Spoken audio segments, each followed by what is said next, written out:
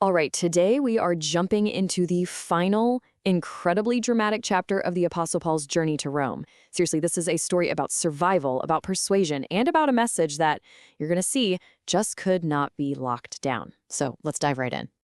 So a prisoner, a shipwreck, a venomous snake. I mean, you have to wonder, right?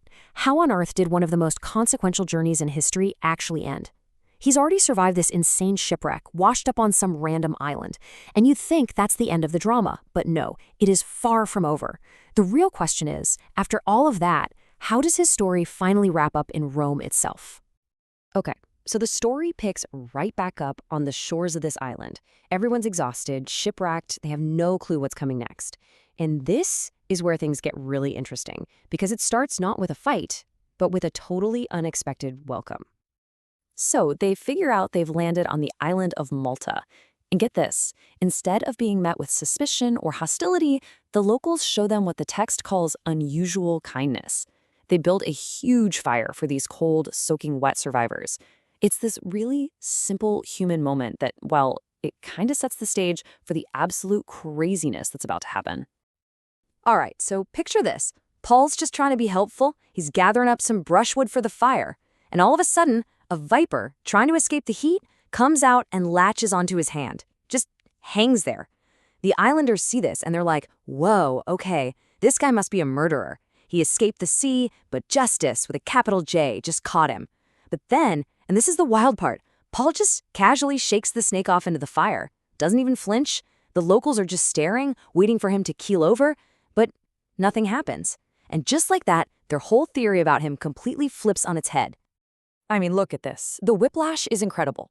One minute they're saying, this man is a murderer. Justice won't let him live. The next, they change their minds and said he was a god. It literally happens in moments. He goes from cursed criminal to actual deity in their eyes. It just goes to show you how one single dramatic event can totally change how people see you. So that whole snake incident, it pretty much cements his reputation on the island. After that, he ends up healing the father of the island's chief official, a guy named Publius. And once that happens, word gets out and he starts curing all sorts of sick people on Malta. He's not just some weird survivor anymore, he's an honored guest. So much so that when it's time for them to finally leave, the islanders are so grateful they load them up with all the supplies they could possibly need for the rest of their journey. Okay, so 3 months fly by on Malta, and now it's time to get back on the road. Or, well, back on the sea. The journey is back on, and their final destination is in sight, Rome.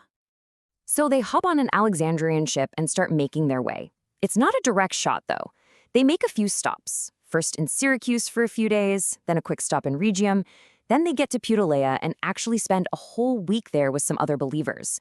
You can just feel the momentum building, right? They're getting closer and closer to the big city.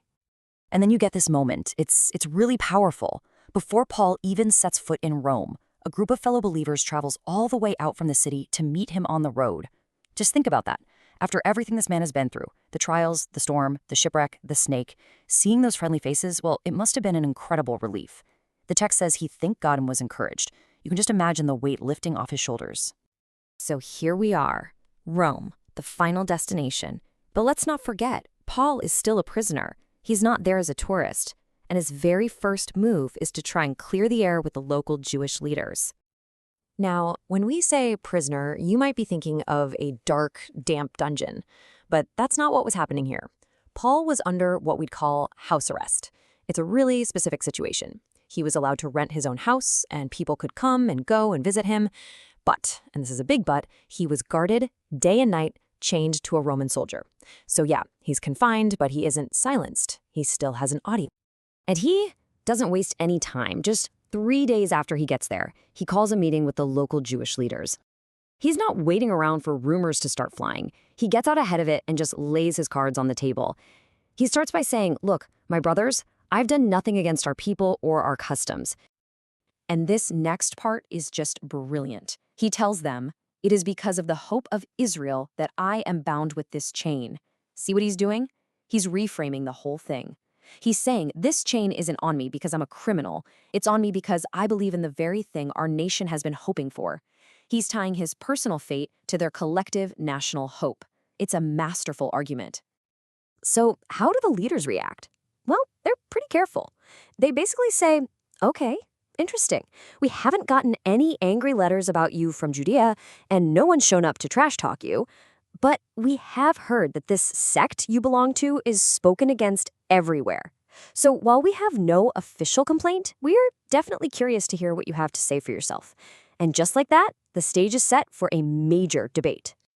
So they set a day for the big talk, and Paul goes for it. All day long, from morning till evening, he explains his beliefs, trying to persuade them. And what was the outcome of this marathon session? A clean split, right down the middle. Some of the people were totally convinced, and the others? Nope, they weren't buying it. So Paul sees this split in the room, this division, and he realizes more arguing isn't going to help. So he makes one last really powerful statement.